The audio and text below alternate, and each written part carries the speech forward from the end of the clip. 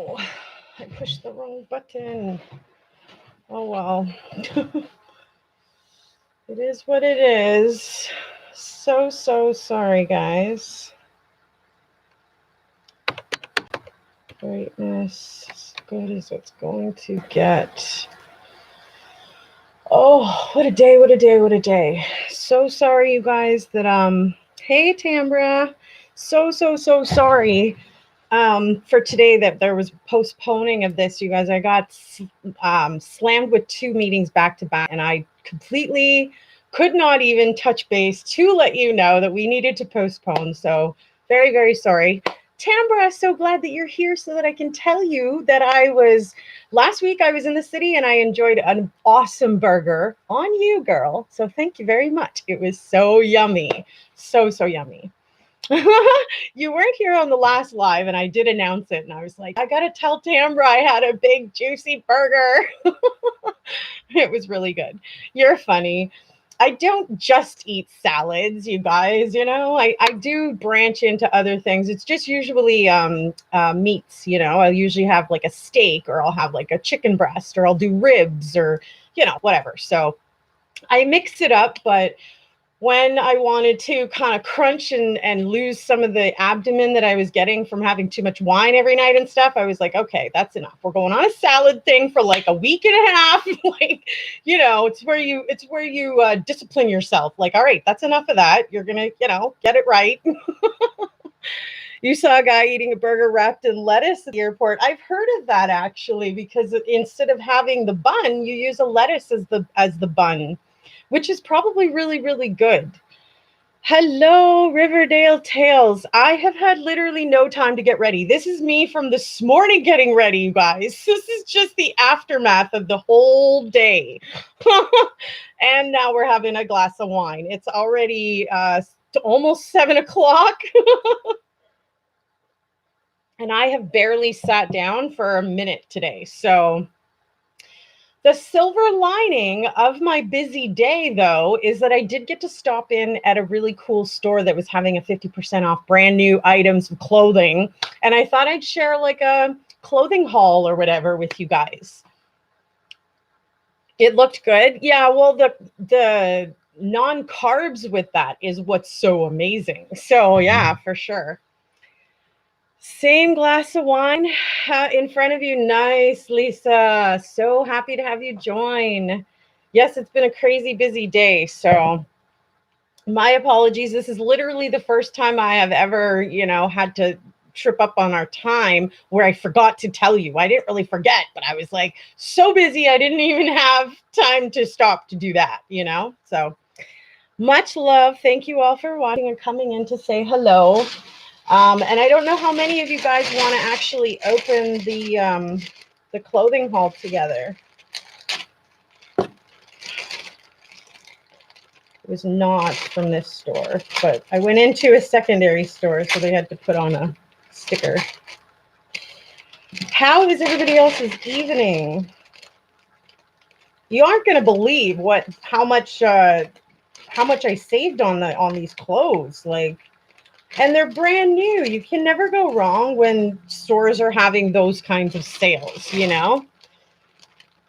Show us your haul? Sure. You're tired? I totally understand, Tambra. Do your thing, girl.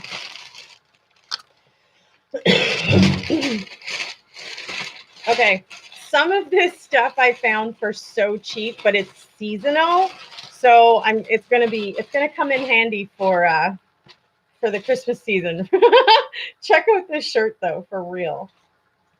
For $2.50. I mean, you cannot go wrong. So it says the tree isn't the only thing getting lit this year. And the tree actually lights up. $2.50. I was like, okay, we're gonna get this for Christmas. For the Christmas season, right? So it was regular. Oh, for crying out loud. They marked it down so many times, but then they had a sale sign up that said 50% off the last ticket. Who doesn't like that? So this was regular $29.99, and I got it for $2.50, brand new. Whoop, whoop, right? Can't go wrong with that. Gotta love it. Such a cute little cheesy Christmas shirt. Honestly. Okay. While we're in the Christmas spirit here. Hang on.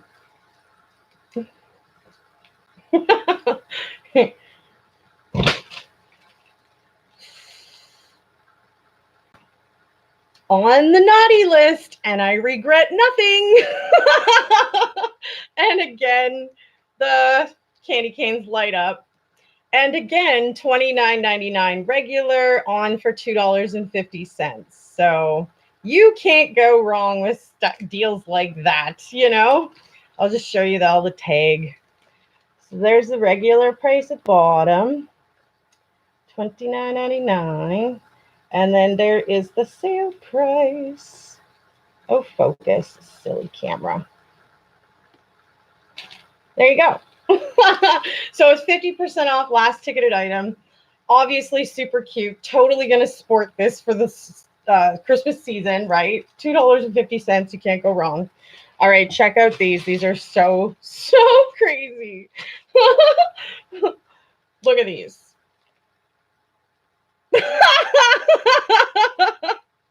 How hilarious are these? For $2.50, regular $22.99. There's the tag for that. So much fun. $22.99 and then 50% off last ticketed thing. So elf little pajama pants for lounging around the house, right? I'll totally sport these one live over the Christmas season. You guys can laugh at me. These are so cheesy. Too much fun for $2.50, right? Okay, this cute little top was only $5. I mean, $5, you can't go wrong. Brand new. It's a mauve color. It's a really light purple, and it was regular $15. Regular $15, and then on 50% off the $10. If it would just focus. But love the little tank top thing, you know me and tank tops. And then, of course, I found this one. And it's a longer one. It's just white. You know how I love white. Now, hopefully it stays this way. This one was, oh, well, it's missing the little tag thing. So also $5, though.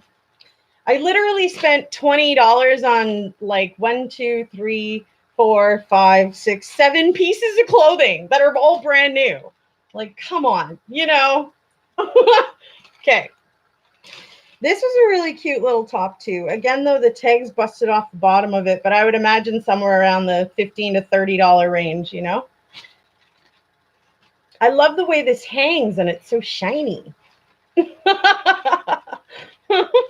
It's super cute. And it was also only $2.50. Yeah. So super cute. It's actually a really big medium, but whatever. And last item is a pair of tights, sparkly tights, for again $2.50, down from the $22.99. So these are really cute too. You can wear it with whatever, you know what I mean, pairing with belts and all of that jazz. So yeah, there you go. Little haul of the day for $20. Like, how could you go wrong? Yeah, cute, right? Yep, Warehouse One. You got it, Lisa. I was walking past and I saw that sign 50% off last ticket item, and I'm like, oh, their last ticket price, you know, tagged price. Yeah, thank you.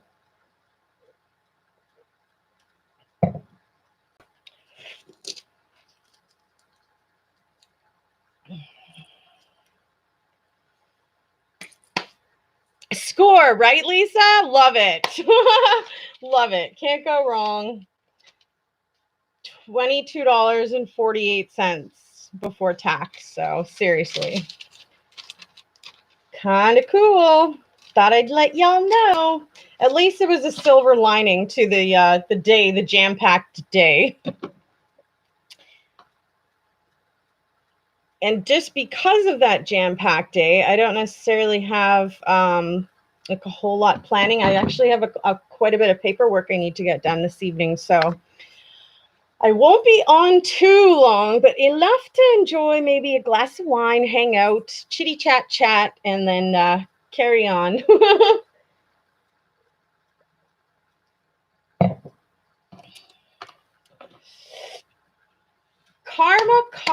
Karma. You gotta just love karma. Some people are going to get it and they don't even know it yet. Thank you, Lisa. You're such a sweetheart. Now go get some dessert. You're so cute, Tambra. Seriously, you're so sweet. Thank you very much.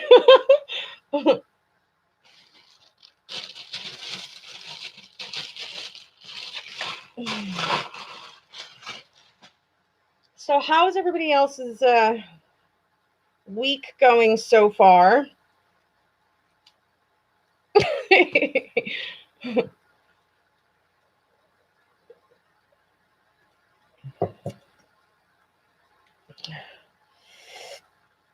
Sooner or later, karma, Holly.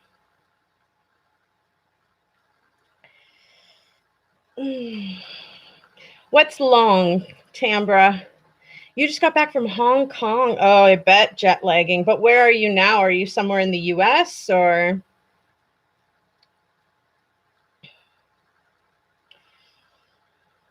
Oh, you are in Canada. Okay, cool. Well, that would definitely be jet lag. I'm not sure what the exact difference is on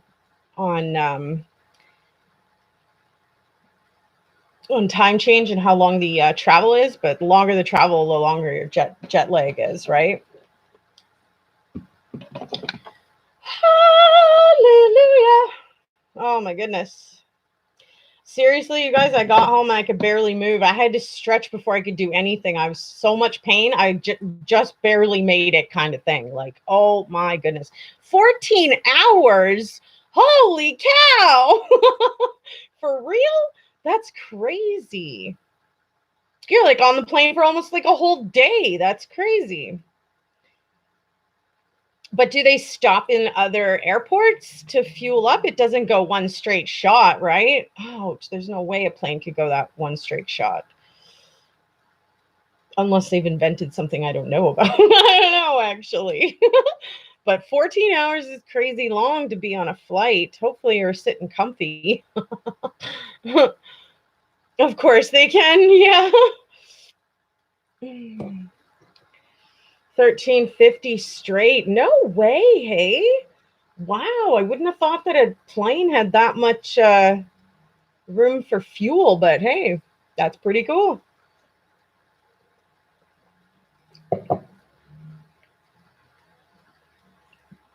Oh my goodness. No way. Hey, Lisa, 17 hours. Holy cow, girl. That is crazy. Hey, Hamlet, how's it going?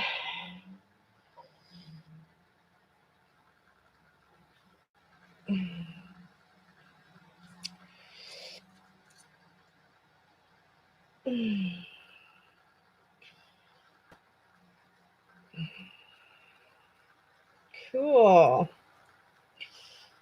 The heat is brutal here. Today it was like so warm. I don't know what it actually got up to, but it was super, super warm.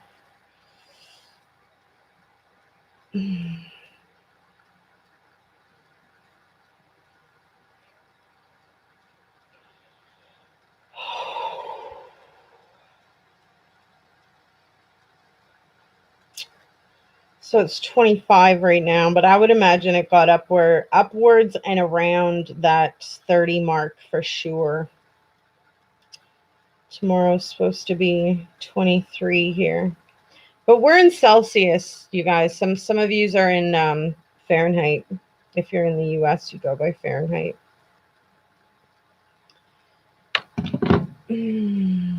I have a ton of paperwork I got to get done this evening. But whatever. It's okay. New adventures are always fun, so new paperwork is always a good thing, you know. It's just been such a long day that I'm like, oh man. I'll get it done though, don't worry. I always cram, I always push it in, I always work hard, I always push myself, you know. It's just how I am. I'm German and French, and I just work like extra super hard. Like to the point of stupidity sometimes. Like you're overthinking and doing things harder than they necessarily need to be done. That's sometimes how I do it. I will give you a prime example. I was just in the grocery store. I was buying a watermelon. There was literally like 4 or 5 crates of watermelons that were all like stationed out in the before you come in kind of thing. It's like a little lobby entryway before you get into the actual store, but it's still like there's a roof over it and everything like that, right? So I'm looking at them like I'm totally gonna buy a watermelon because they're only $3.97 or something, right? So I go back out to go and get one and carry it back in to go and pay for it. And an old guy stops me and he's like, you know, you could have just paid for it and on your way out you grab it. And I'm like, well, I really didn't think of that. Prime example, I'm like doing things double hard, you know, harder than they need to be done. So funny. So I don't share those things, Riverdale Tales. I know that everybody will keep asking, but nobody's ever going to get a different answer. I'm not at liberty to share any of that, and I plan to keep it that way. I have some things in my life that are just mine, and I don't share it with the world, and I don't want to necessarily. There are some things that are just mine. There are some things that I'm not at liberty to share with you. So I hope you can understand and respect that, and then everybody can maybe just stop asking, but I get it. Everybody's going to try. It doesn't matter who I talk to. It doesn't matter how old they are. It's almost the first questions. What do you do? The only thing that they can know that I do is I do this. I do my YouTube. Otherwise, it's fine. Moving on. So, oh, smart, safe. Yeah, kind of, I guess. So everybody will always get the same answer. It doesn't really matter when. Oh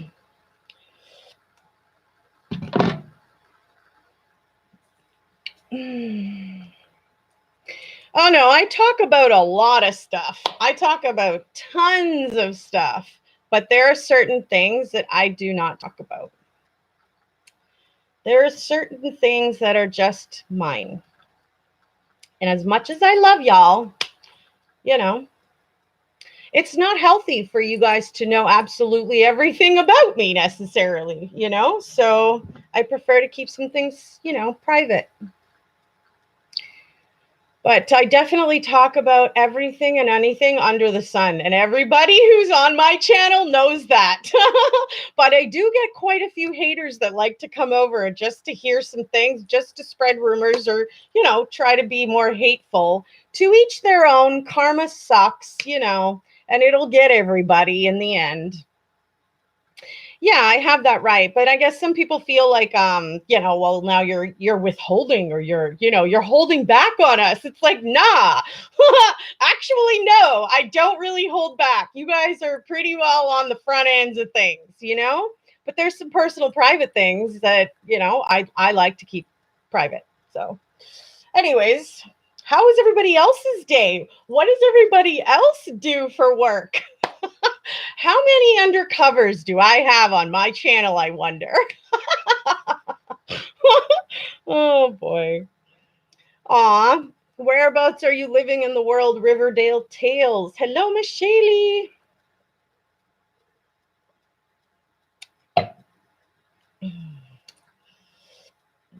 How's things on your end, Miss Shaylee, with everything? It looks like things worked out from last time. As you guys noticed, I straightened my hair again. Cute, right? I used to always wear it straight though, so I kind of like the curls, but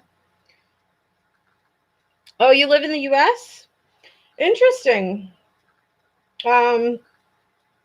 Because I believe I had just finished hearing that they have like one of the lowest employment issues that they've had in, decades kind of thing. But I wonder if that was just Canada now. Like, I'm like, wait a minute, check that. I'm not sure. I got to check that now.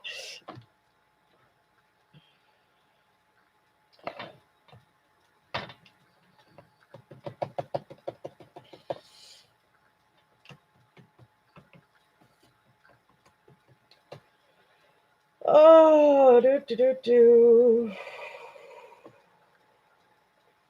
So, although update, I may need to be adjusting our live times, and I will keep you guys posted on that once I find out more information.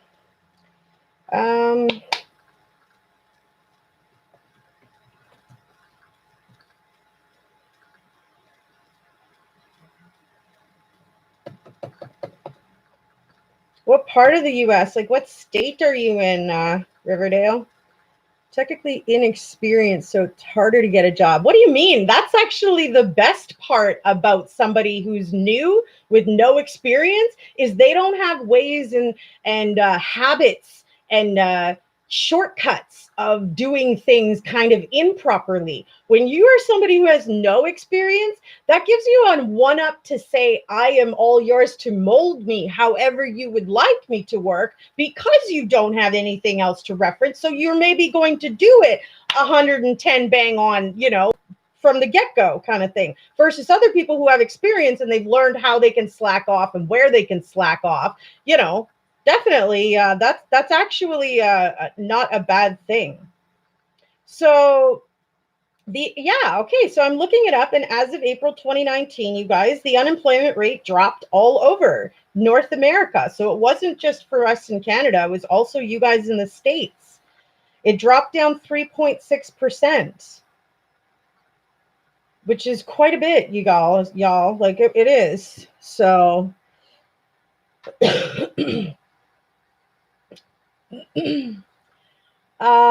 East Coast USA.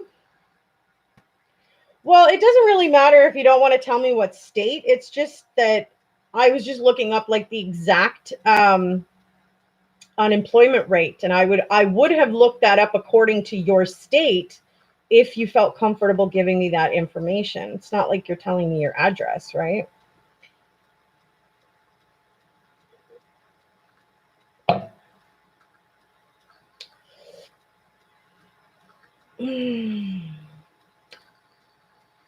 I've never heard of that show.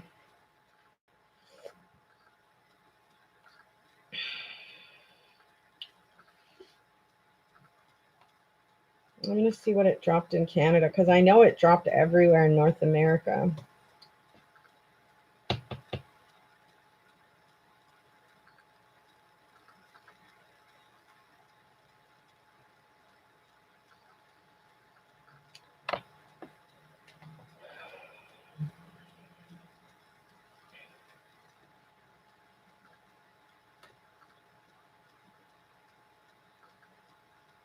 That doesn't really help me, actually. The U.S. adjusted employment rate in Canada was 62.5 in January compared to 60.7 in the United States. Over a one-year basis, the employment rate rose 0.5% points in the United States and 0.3% points in Canada, but that was February 2019. They already had different statistics by April. Only 4 episodes. Hey, Pug Mama, how you doing, honey?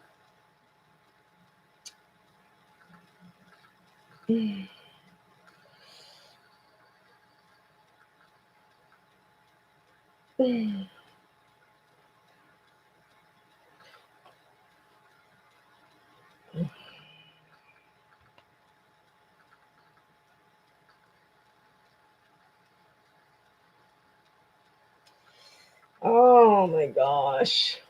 Oh, please, Lord. Please take away my neck and back pain.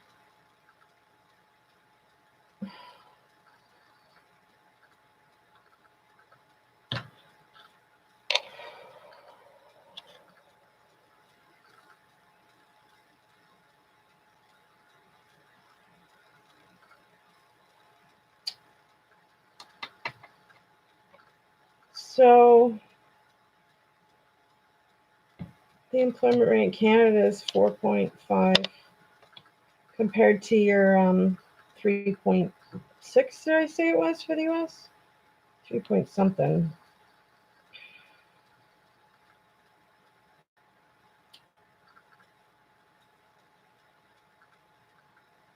$3.6. I doubt myself. Oh man, girl, my neck and back are just killing me. I don't want to think about it. I'll just start crying out loud.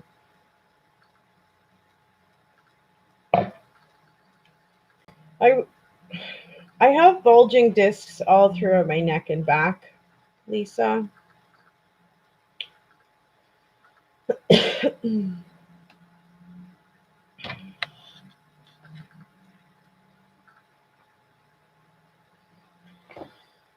Oh.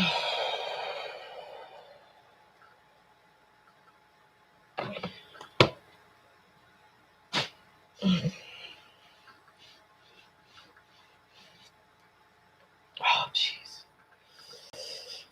So,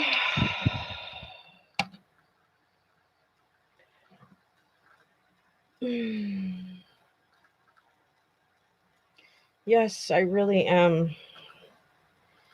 But this is an everyday, all day thing. You guys know that. So it's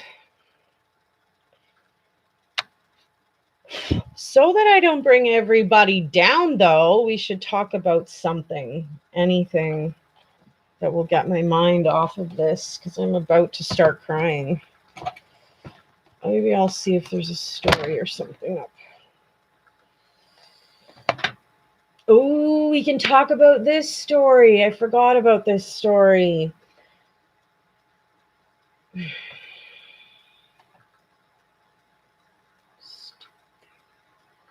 Okay, so do you guys remember a boy named Steven Stayner? He was one of the kids that was abducted, and he was one of the ones that was found years later, you guys. They made a movie about this boy, and the movie was called I Know My First Name is Steven. I saw it when I was little, and it just never left me. It was so, like, heartfelt, touching, and just unbelievable. You know, it was just, most people don't get found after that many years. That's why these stories of, you know, the 3 girls that were found, as well as, why can't I think of anybody's name right now? Elizabeth, is it? Elizabeth Smart? Yes. So, you know, those people in those types of cases are very rare. Usually when someone's abducted, they're usually not found alive, right? The longer time goes by, the less chance it is that these people are found alive, right? But every so often, some off the wall freaking freak decides to, you know, keep his you know, victim or whatever alive to be subjected to who knows what kind of heinous activities all throughout their life and time together, right? So Stayner was he was 3 children out of 5 that was born to a couple named Delbert and Kay Stayner in California. He had 3 sisters and an older brother. In 2002, his older brother, Kerry, was convicted and sentenced to death for the 1999 murders of 4 women.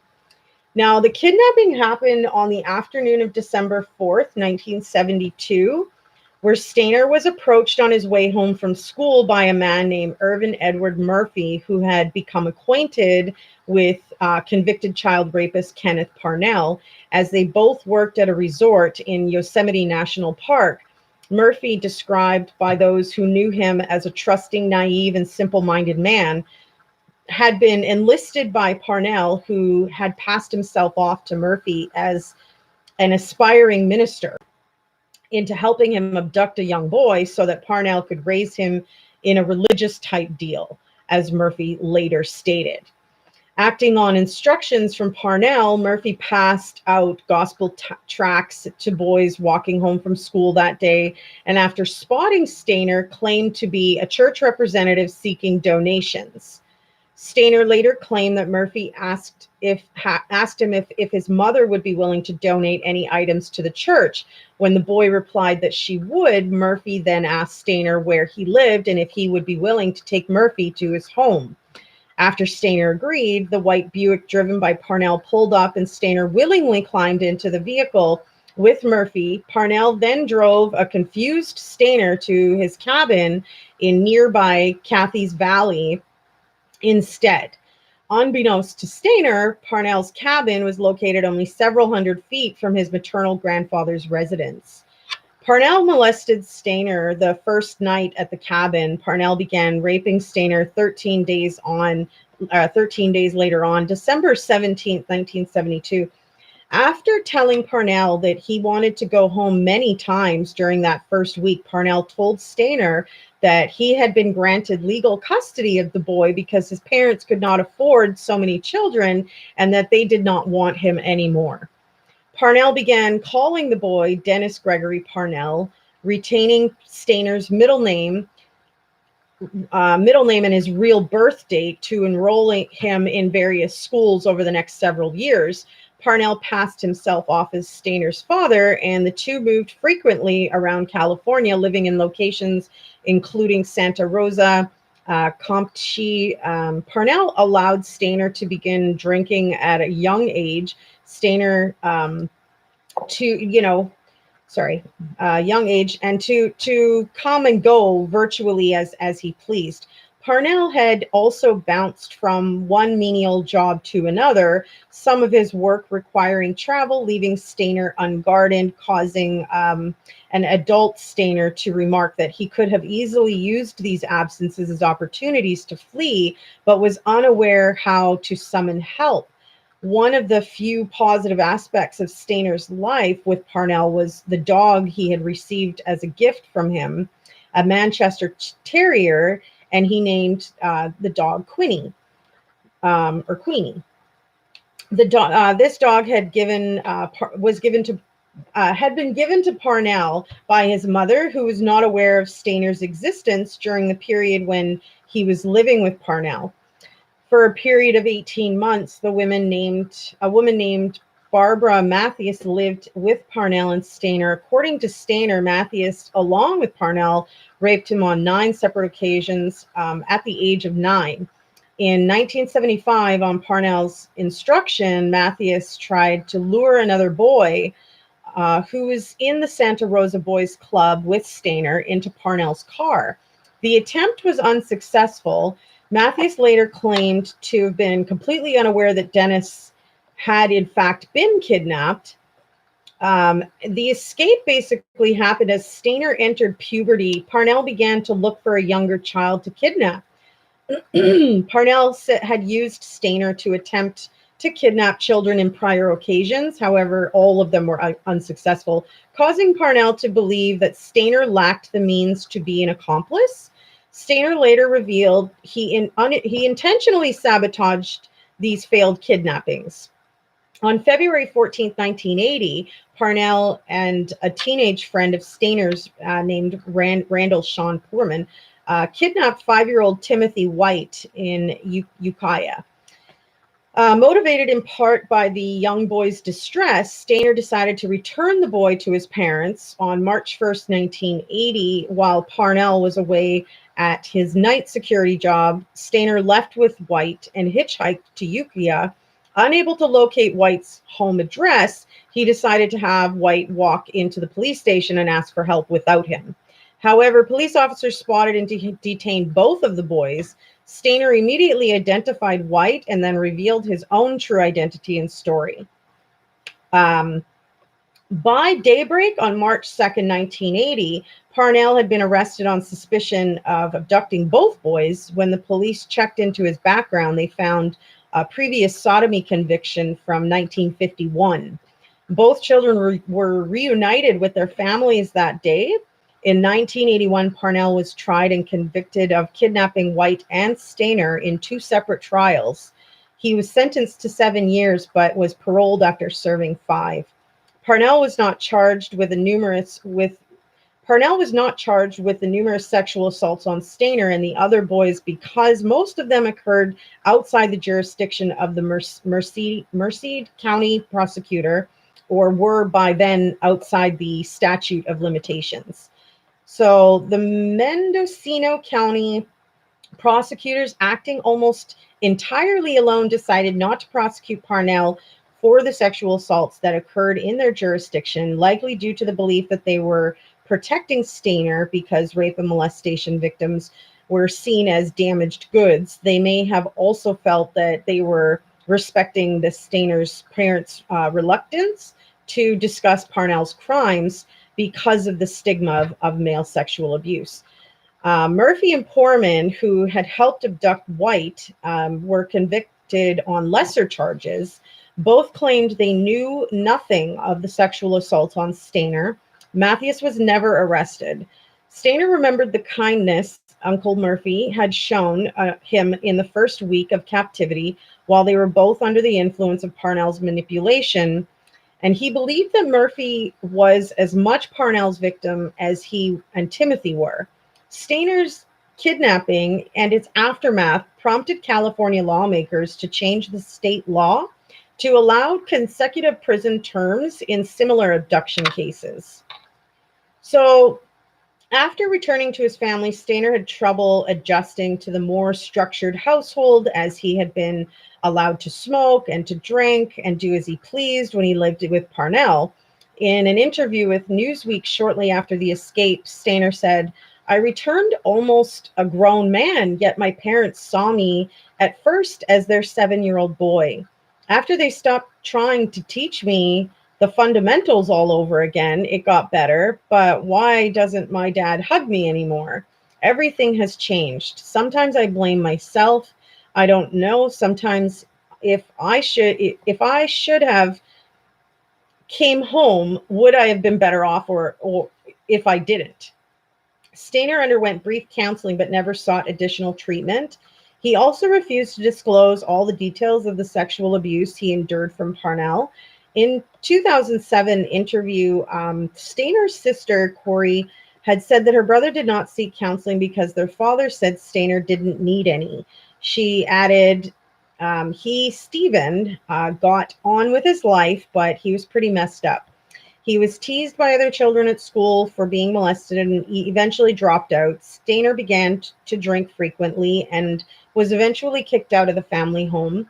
His relationship with his father remained strained.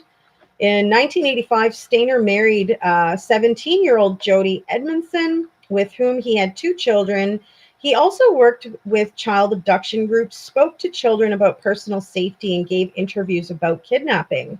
He joined the Church of Jesus Christ of Latter-day Saints just before his death. At the time of his death, Stayner was living in Merced and was working at a pizza shop. On September 16, 1989, Stayner sustained fatal head injuries while on his way home from work when his motorcycle collided with a car. 500 people attended his funeral, at which 14-year-old Timothy White was a pallbearer.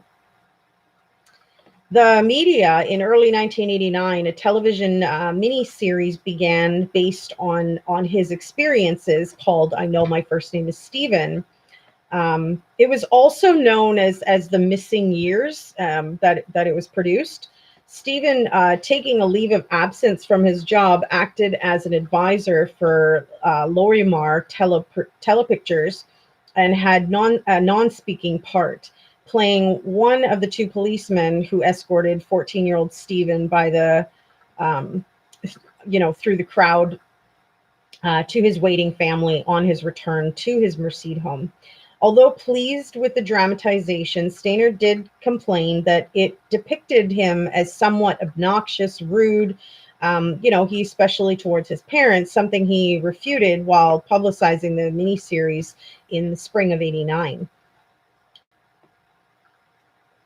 The two-part miniseries was first broadcast on NBC May 21st to 22nd, 1989. Screening rights were sold to a number of international television companies, including the BBC, which screened the miniseries in mid-July of the following years. Later, still, it was released as a like a feature-length movie. The production was based on a manuscript by Mike Eccles, who had researched the story and interviewed Stayner and Parnell, among others. After the premiere of I Know My First Name is Steven, which received an Emmy Award nomination, including one for Nemec, Eccles published his book, I Know My First Name is Steven, in 1991. In the epilogue to his book, Eccles describes how he infiltrated the NAMBLA in 1999 against the wishes of the Stayner family. Eccles wrote an additional chapter about Stephen's older brother, Carey, at the request of his publisher when he republished the book. The title of the film and the book are taken from the first paragraph of Stephen's written police statement given during the early morning hours of March 2nd, 1980 in Ukiah. It reads, note in the incorrect spelling. So it reads this: my name is Stephen Stayner. I am 14 years of age. I don't know my true birth date, but I use April 18th, 1965. I know my name is Stephen. I'm pretty sure my last name is Stayner. And if I have a middle name, I don't know it. Stephen's story was also included in the book Against Their Will by Nigel Cawthorne, a compilation of stories of kidnapping. The aftermath, 10 years after Stayner's death, the city of Merced asked its residents to propose names for city parks honoring Merced's notable citizens. Stayner's parents proposed that one be named Stayner Park. This idea was eventually rejected, and the honor was instead given to another Merced resident because Stayner's brother Carey confessed to and was charged with killing 4 women in the Yosemite National Park in '99. The Merced city officials feared that the name Stayner Park would be associated with Carey rather than Stephen. In 2004, Parnell, then 72 years old, was convicted of trying the previous year to persuade his nurse to procure for him a young boy for $500. The nurse, aware of Parnell's past, reported this to police. Timothy White, then a grown man, was subpoenaed to testify in Parnell's criminal trial. Although Stayner was passed away, his testimony at Parnell's earlier trial was read to the jurors as evidence in Parnell's 2004 trial. Parnell died of natural causes on January 21st, 2008 at the California Medical Facility in Vacaville, California, while serving a 25 years to life sentence. While Timothy White later became Los Angeles County Sheriff Department deputy. He actually passed away on April 1st, 2010 at the age of 35 from pulmonary embolism. White was survived by his wife, Dina, and 2 young children, as well as his mother, father, stepfather, and sister. Nearly 5 months later, on August 28, 2010, a statue of Stayner and White was dedicated in Applegate Park in Merced. Residents of Ukiah, White's hometown, carved a statue showing a teenage Stayner with young White in hand while escaping their captivity. Fundraisers for the statue have stated that it is meant to honor Stephen Stayner and give families of missing and kidnapped children hope that they are still alive. Stephen's father, Delbert Stayner, died on April 9th, 2013 at his home in Winton, California. He was 79 years old.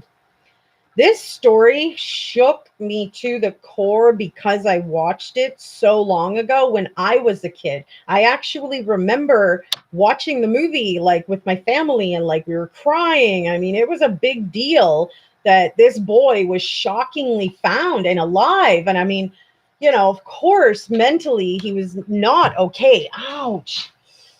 Ouch. Of course, mentally he was not okay, right? But,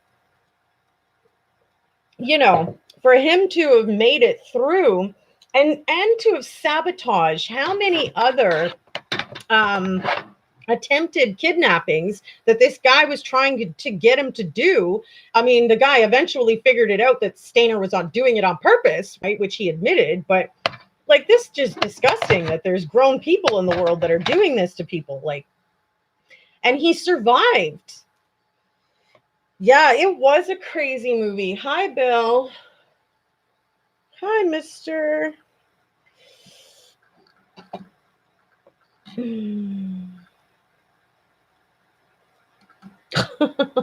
You're cute, optimistically cynical. I like that.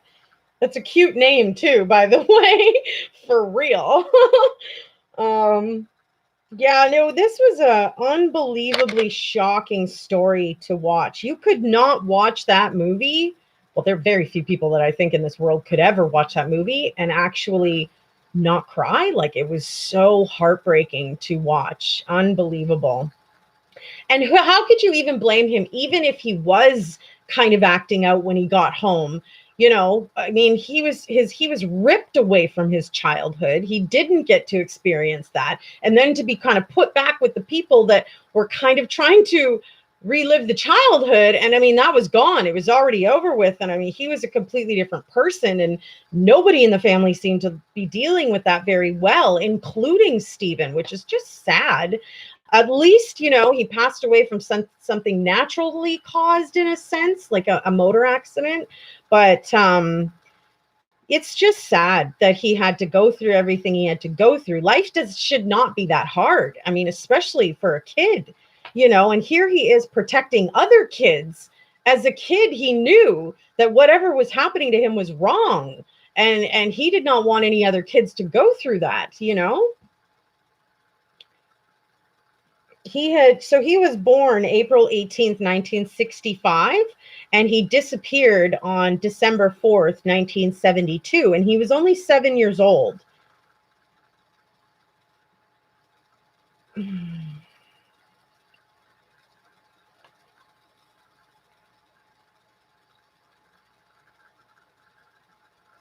I mean, he didn't get found until like the 1980s. So, and by his own account, right? Because he's trying to bring Timothy White back, and you know, he doesn't want this kid to get hurt or go through what he's gone through.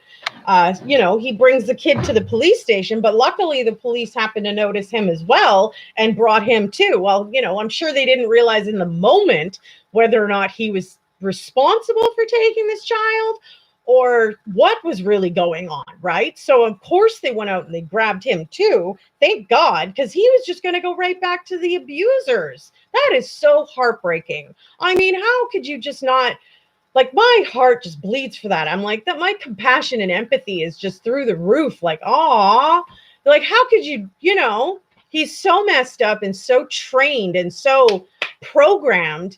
Even when the guy was gone at night, he's still staying where this man put him, you know, almost not really, almost realizing that he had the power like Jamie Kloss did, right? Thank God we prayed for Jamie Kloss. I literally prayed that she had strength to get through this, strength to keep her. And look, she found it and she got it. And I don't know if that's because of our prayers or not, but I mean, it's a little coincidental, don't you think? She found the courage to completely escape.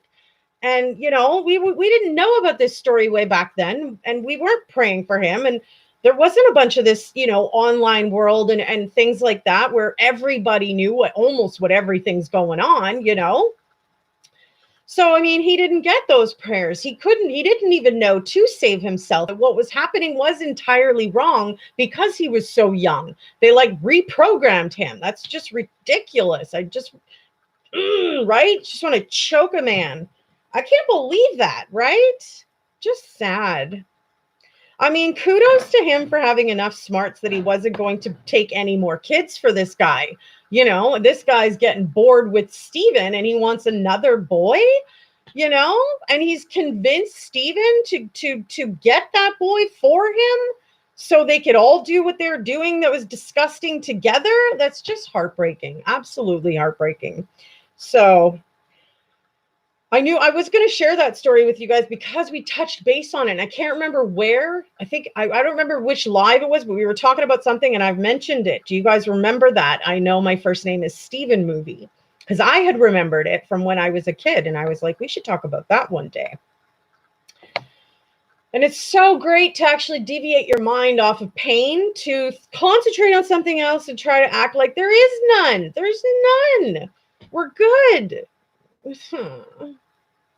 Whatever. Let's not concentrate on it. And it's shocking too that he was literally like 200 miles away from his grandfather. He didn't even know that, But at least he died of natural causes, He was only 24 when he died, though. Like, he still had his whole life ahead of him. He lived a really hard life for a long time. Like, who could have blamed him for, having issues and dependencies or not dealing well with life or not seeking help necessarily and, smoking and drinking and drugs, right? Who could have blamed him after everything he got put through? Honestly. Are you talking about Jeffrey Dahmer, mister? Yeah, I think you're. No, I don't think it was. I don't think there was. I don't know what you're talking about, but I thought you were talking about the time where the naked boy was found roaming around on the streets and like people started to help him. Officers were called, showed up.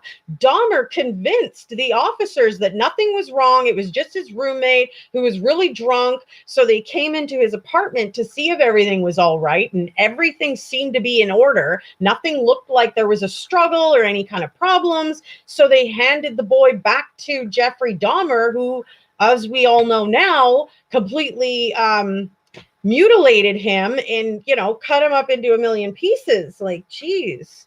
But I mean, like I said, when we were covering the Dahmer story, like I said to you guys, officers are human beings too. You can't really just blame the officer. At least they went up, they looked, the kid's clothes were all folded neatly. He didn't really seem like he was too young of a child. He was like a teenager-ish, but he I think he was an Asian child. And it's very difficult to often see how old necessarily they are. Their pigment in their skin is usually really good for a long time, right? So they returned this kid to Dahmer and he ended up killing him. So I thought that's what you were talking about.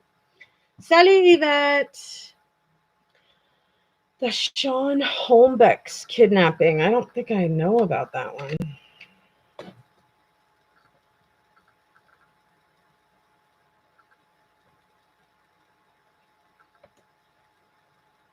Sean Hornbeck, maybe? Oh, yeah, Hornbeck, you wrote. Sorry.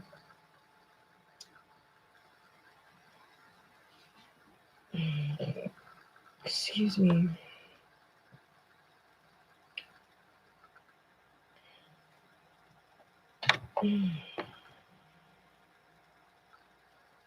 While riding his bike to his friend's house. Sorry. I don't know how I misread that.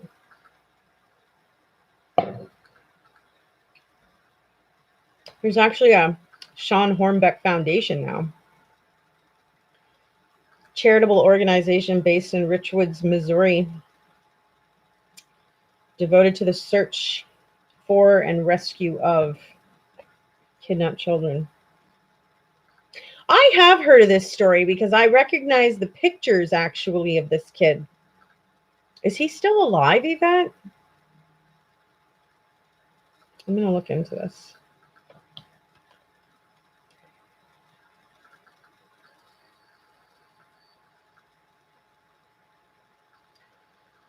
It wasn't that long ago the boy escaped to the city as soon as he got out. Someone helped him. This isn't that Dahmer case. Oh, okay. Oh, okay. There were other kids found there. The boy got away. They got the other children out too. Oh, that's so amazing. That is so amazing.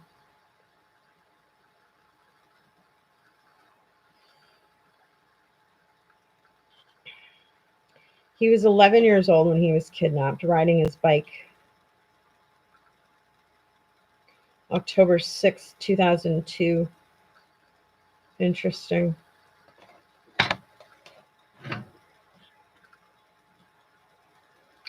2007, Devlin was charged with 78 counts of the abductions and molestations of Hornbeck and another boy, Ownby.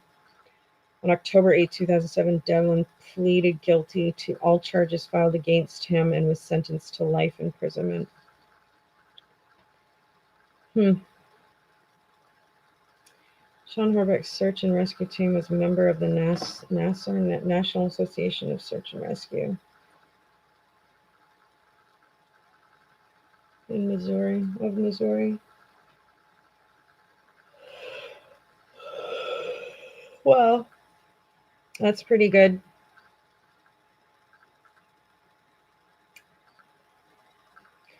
Founded the Sean Horbeck.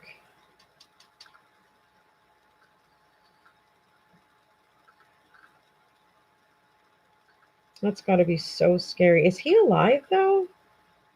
It doesn't say that he's passed, so he must be.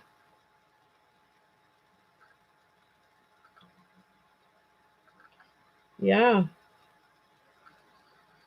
Crazy. Crazy, crazy, crazy world, right?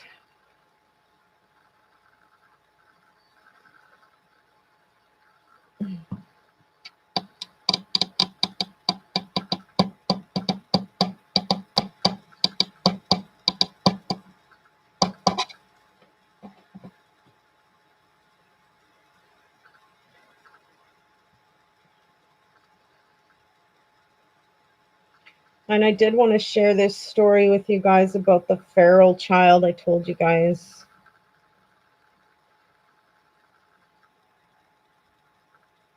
Oops.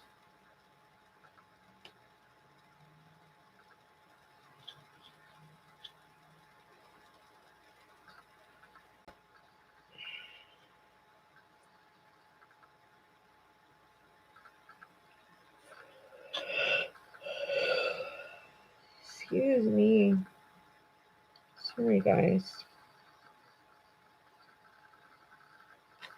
There's a lot of cases of feral children. Raised by ostriches, raised by goats, raised by cattle, raised by sheep, raised by bears, raised by dogs, raised by wolves, raised by primates. Is that shocking to anybody else? Crazy.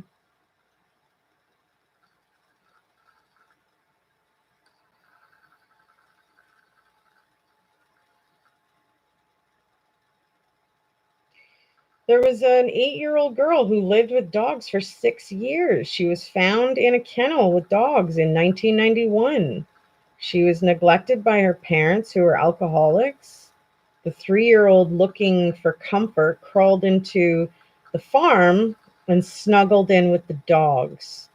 Her behavior imitated dogs more than humans. She walked on all fours, bared her teeth, and barked. She was removed from her parents' custody by social services, of course. Sheesh. That's a no-brainer. At least that child got saved. Oh my goodness. As she lacked human contact, she did not know any words besides yes and no.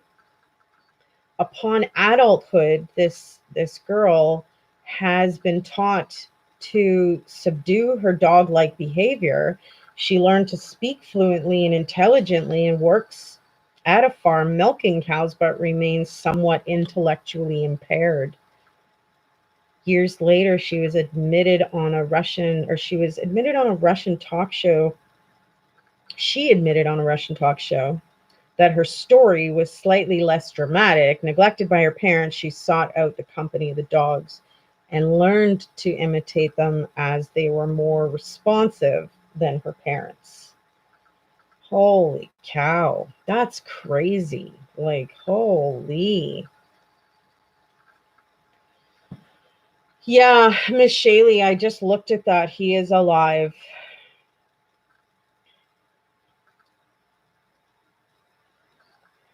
There's 3 boys that were raised by bears. The 3 Lithuanian bear boys.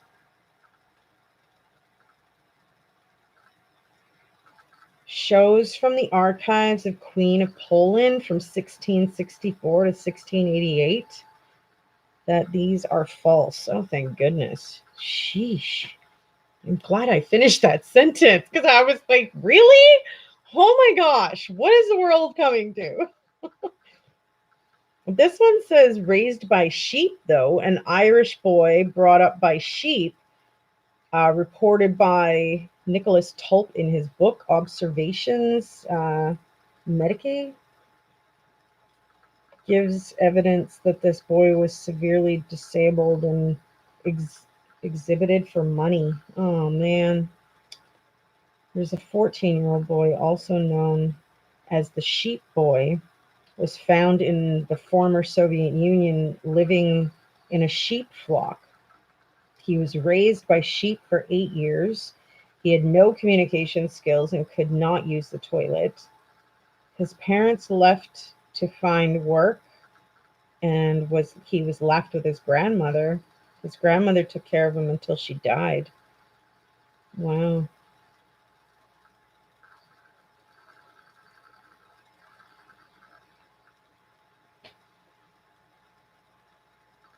I can't believe there was somebody raised by ostriches in this world. What?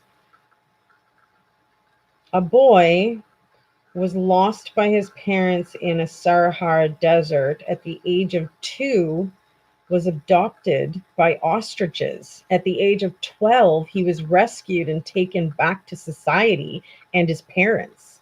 He later married and had children.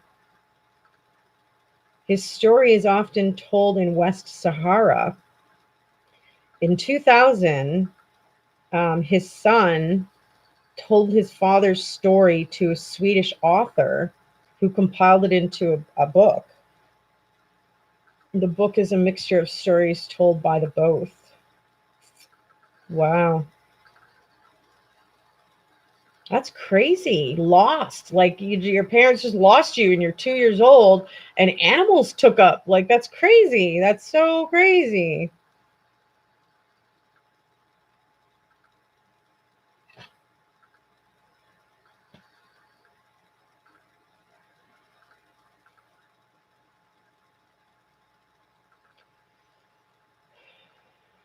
Was famous for a child of the 18th century.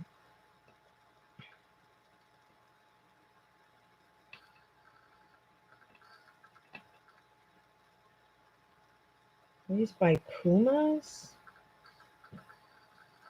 Chilean boy found in a savage state at the age of 12, all allegedly raised by pumas. Raised with sheep. The historian Herodotus wrote the Egyptian pharaoh sought to discover the origin of language by conducting an experiment with 2 children. Allegedly, he gave the 2 newborn babies to a shepherd with the instructions that no one should speak to them, but that the shepherd should feed and care for them while listening to determine their first words.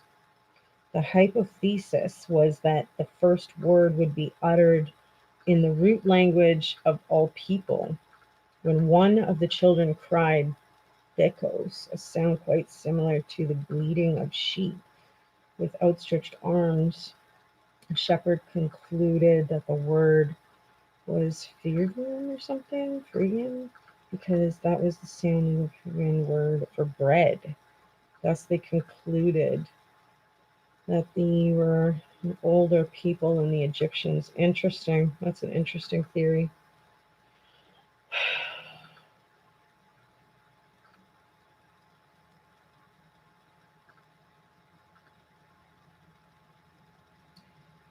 The Lobo Wolf Girl of Devil's River in 1845, a figure in Texas folklore, was captured in 1846 but escaped. She was last spotted at age 17 in 1852. Can you imagine if there's actually people that are still kind of living not amongst people, but amongst animals?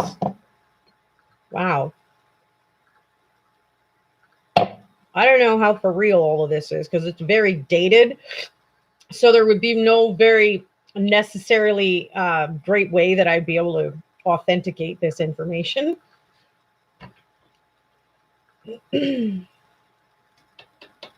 Interesting, though.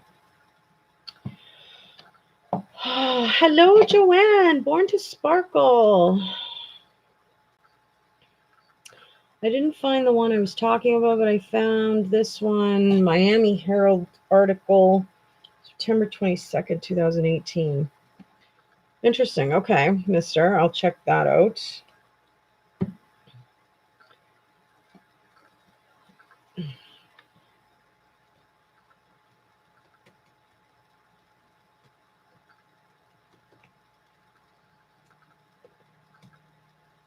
Hmm.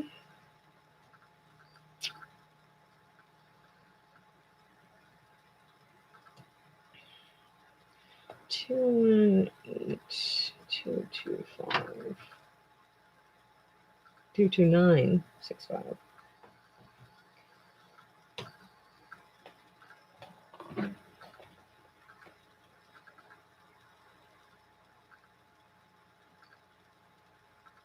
South Florida breaking news, sports and crime.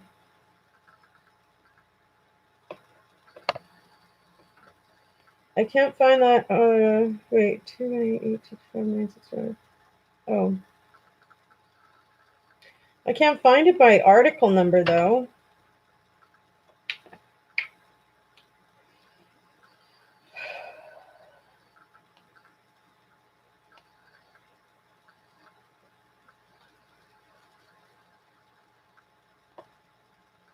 Mister?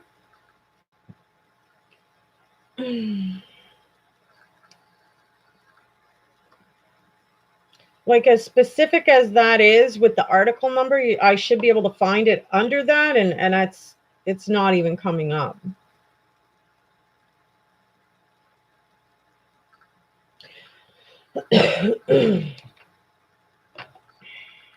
Well, let me look that up.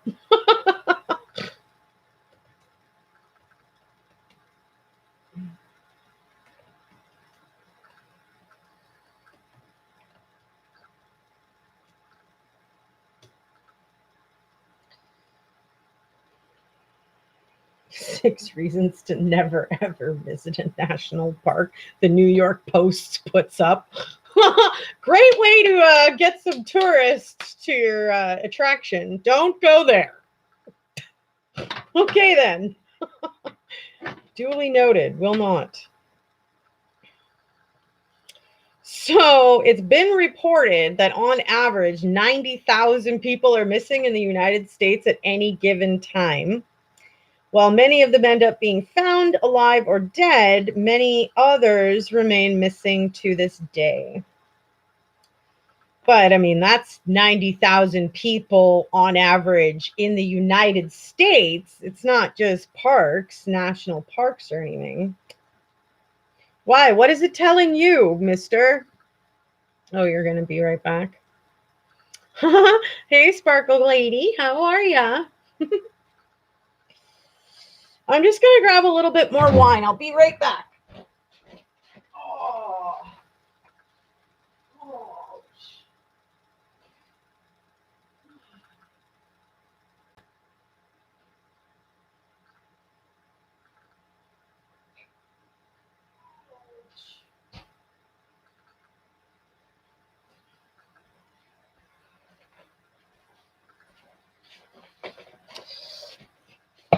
Oh, I think I got up too quick. I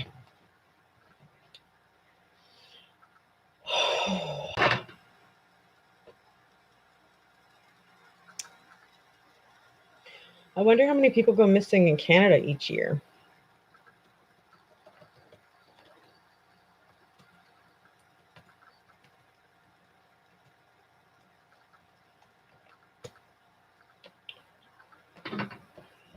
Missing adults in Canada each year. Police records over 100,000 missing people in Canada.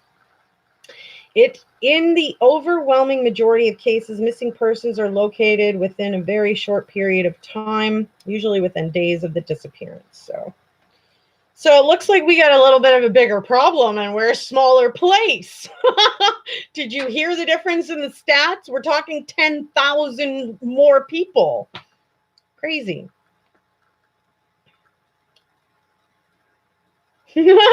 There's actually a question on here that asks, can you legally go missing? Here's the answer.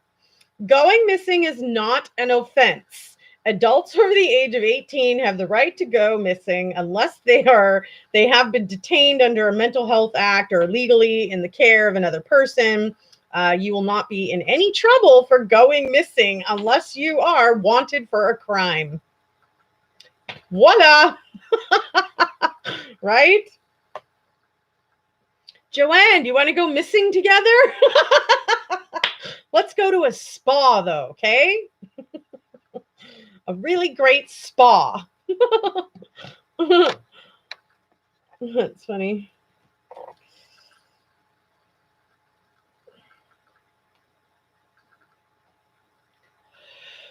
Oh, goodness, goodness, goodness.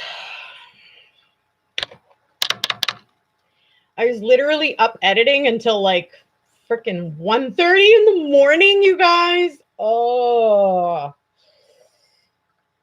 Some things just don't seem to work speedily for me sometimes, so it takes a lot longer. Crying out loud.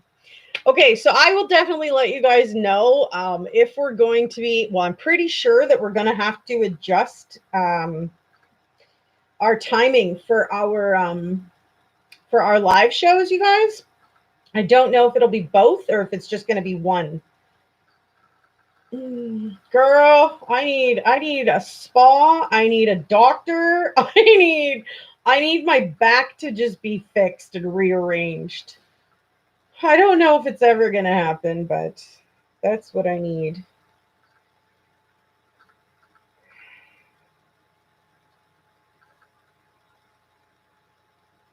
Oh, man. Oh. Okay, it was reported. Kentucky.com, the boy was 13, the mom and stepdad.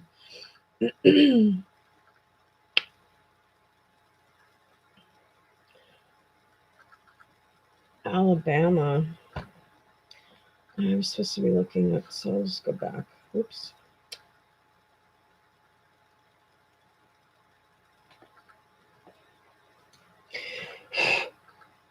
Ow.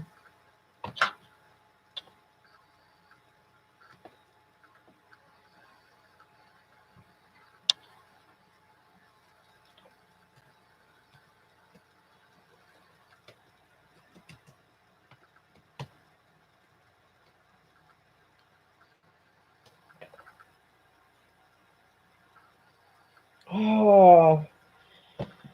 Oh. Oh, so I guess I got to take out the Miami Herald because it's not in the Miami Herald. It's Kentucky something. Mister, you don't make very much sense, you know? I'm just going to take out the Miami Herald. Apparently that's not correct. No, dude, there's nothing that can be found on that. I don't know if you're asking me to look up something that's actually going to screw up my computer going to this .com site, but I'm not going to actually type it in if I can't find something on Google to authenticate the story at all. Sheesh. Oh, my Lord. Seriously, mister. I don't have enough patience today, that's for sure.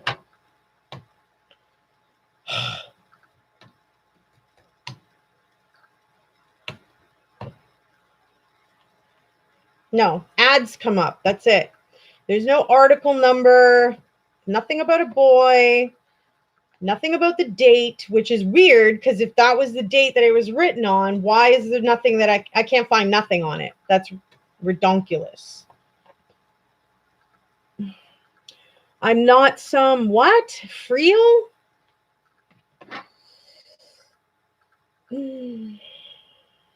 Aww. Well, that's sad. Some 8-year-old boy committed suicide after being bullied. That's insane. Girl escapes from alleged kidnapper in Walmart, caught on tape. Dang. I'm not going to play it because I'll probably get a copyright thing. Never mind. I'm not a freak, he says. No, it's not that I thought you were a freak. When did anybody say that? I said if I can't verify any part of the story first, then I'm not, like, how am I supposed to look more into it? I'm not just going to type in what somebody tells me to type in. I'm going to look for the story to authenticate it. Because anybody can send through a bad link. Anybody can send through a virus. Anybody can send you to a spot that has that too. So I'm just being real about it. And I'm like, no, I need to see some proof that it's actually a story. And with the date you gave me, the place you gave me, and the details you gave me, there's literally nothing coming up. Nothing, like a blank page on Google. So that's a little weird. Hi, Lynn Studio. I might have to be cutting our lives back by an hour as well, you guys. I mean, we'll have to figure this out, but I'm starting to get really busy and I don't want something to just completely slack. Like, I don't want to just forget about doing the lives with you guys. I've been doing it for over a year with you guys. Like, we're just going to carry on, but I'm going to have to amend the timing a little bit for us, you know?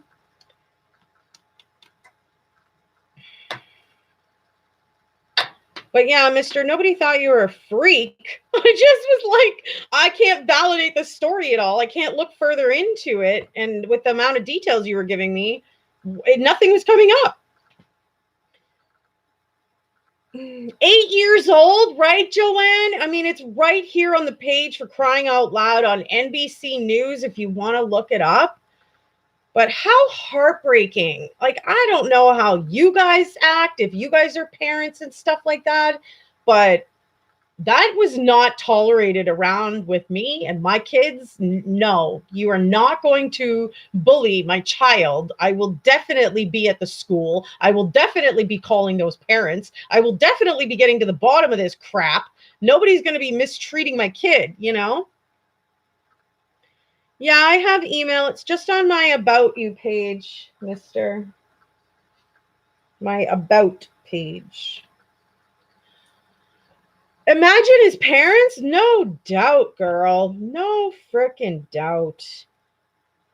You know, and what do you want to bet that they were probably really nice people that were like, you know, trying to teach him to do the right thing when meanwhile the kids are getting so damn mean and brutal, he couldn't handle it. Who knows, though? Now I want to look this up, though.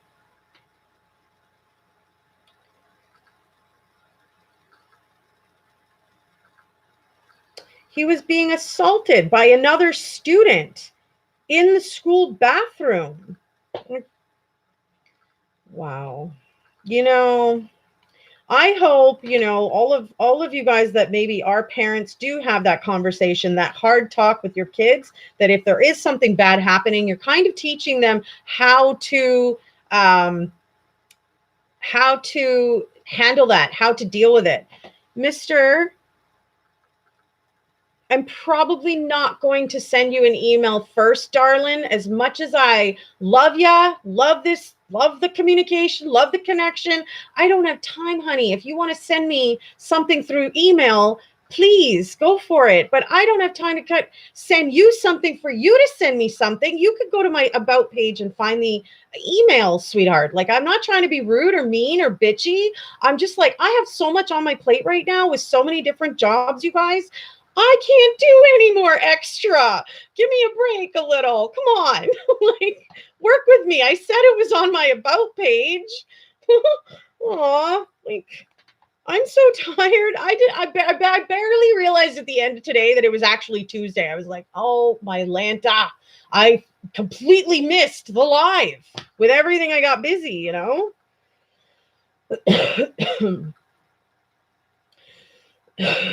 Okay, thank you, mister. I didn't want you to take that the wrong way. It's just like, because so many people do that with me. They're like, hey, I really want to send you something. Can I get your email? And I tell them where to find it, and then they put theirs up. And I'm like, no, I'm actually not going to be messaging you first. Like, if you want to message me about something, great. But I have so many things on the go. I just can't. I just can't do it all. Like, without losing my freaking mind. I just can't do it all.